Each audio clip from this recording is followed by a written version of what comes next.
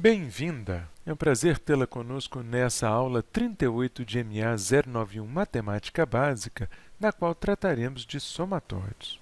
O objetivo dessa nossa primeira parte da aula é definir a soma dos termos de uma sequência e representar essa soma usando a notação sigma. E para motivar a introdução da notação de somatório, vamos observar este exemplo, no qual temos uma curva parecida com uma espiral, que é formada por semicircunferências. Observe nesse exemplo que temos uma semicircunferência pequena de cor vermelha. Em seguida, temos uma semicircunferência um pouquinho maior que a amarela, e então uma um pouco maior verde e uma ainda maior azul. Essas quatro semicircunferências são, na verdade, os quatro primeiros arcos da espiral. E o número que aparece sobre cada arco é o raio da semicircunferência. O objetivo desse problema é determinar o comprimento da espiral que é formada pelos primeiros 20 arcos. E se queremos obter o comprimento total de 20 trechos, precisamos, em primeiro lugar, determinar o comprimento de cada um deles. Se considerarmos, então, o trecho de índice I, ou seja, a iésima semicircunferência, então esta semicircunferência terá como comprimento π vezes I. Lembre-se que o comprimento total da circunferência é 2π vezes o raio. Aqui, neste caso, o raio mede exatamente I, e como estamos trabalhando só com meia circunferência, cada semicircunferência terá comprimento π vezes o raio, ou π vezes I. Vamos agora efetuar a soma dos 20 primeiros termos. Cá está. Então, o primeiro termo é 1 vezes π, o segundo termo tem comprimento 2π, o terceiro 3π e assim sucessivamente, até que o 20º termo tem comprimento 20π. Se somarmos todos esses valores, obteremos o comprimento total dos 20 trechos, que corresponde a 210 π-centímetros, uma vez que o raio neste exemplo é dado em centímetros. Olhando para este exemplo, notamos duas coisas que incomodam. Em primeiro lugar, essa forma de escrever a soma de 20 arcos de semicircunferência é muito inconveniente e cansativa. Em segundo lugar, calcular essa soma na mão, somando 20 com 19, com 18, com 17 e assim por diante, também é muito inconveniente e cansativo. Sendo assim, precisamos descobrir duas coisas. Em primeiro lugar, uma forma compacta de representar a soma. E, em segundo lugar, uma forma simples de calcular essa soma. A primeira parte, que é a notação compacta da soma, será vista nesse pedaço da aula, e a maneira simples de se obter o resultado de uma soma veremos na parte seguinte da aula. Vejamos então como escrever uma soma como essa. Aqui está. Para representar a soma dos n primeiros termos de uma sequência cujo termo geral é AI, usamos essa notação, que a gente chama de notação sigma. Essa notação corresponde à soma do termo A1 com o termo A2, com o termo A3, A4, A5 e assim sucessivamente, até o enésimo termo, ou o termo de índice n. Essa expressão envolvendo a letra grega sigma, maiúsculo, nós lemos como sendo o somatório do termo AI para AI de 1 até n, que é de fato o que estamos fazendo aqui. Estamos somando os termos com a forma AI, começando com o termo 1 e terminando com o termo de índice n. Vejamos aqui à direita, então, como representar um somatório usando esta notação sigma. Naturalmente, o ponto de partida é o uso da letra grega sigma maiúsculo que aparece aqui no slide.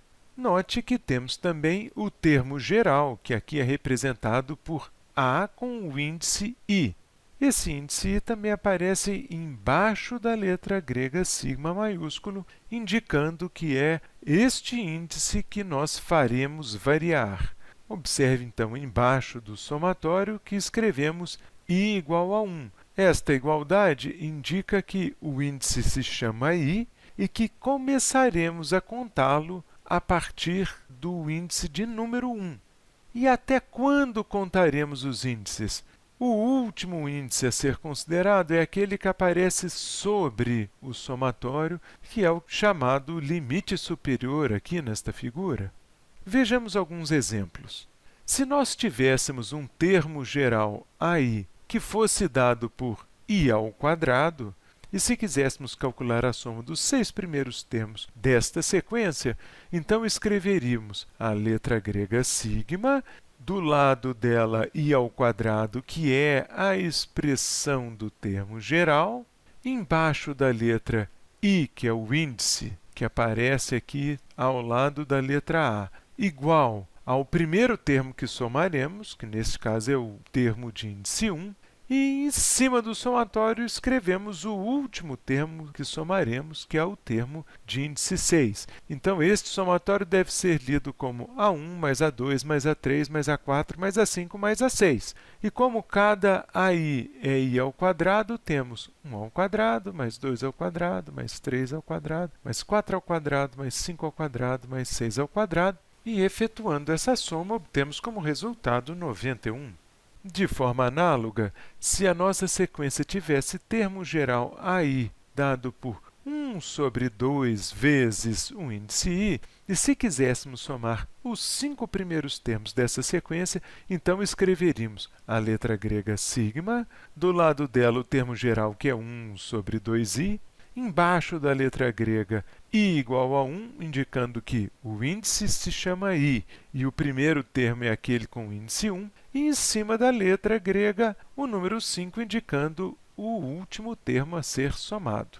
E então este somatório corresponde a 1 sobre 2 vezes 1, que é meio, mais 1 sobre 2 vezes 2, que é 1/4, mais 1 sobre 2 vezes 3, que é 1/6, mais 1 sobre 2 vezes 4, mais 1 sobre 2 vezes 5, e, efetuando esse somatório, obtemos 137 sobre 120. Nessa altura, você pode estar se perguntando se, embaixo da notação sigma, o primeiro índice tem que ser sempre 1. E, de fato, não tem. Nós podemos usar essa notação do somatório para somar quaisquer termos de uma sequência. Podemos, por exemplo, somar do quarto termo até o oitavo termo de uma sequência com o termo geral 5 menos 2i. Nesse caso, então, escreveríamos o somatório de 5 menos 2i para ir variando de 4 até 8. Repare, então, que o primeiro índice será 4 e o último será 8.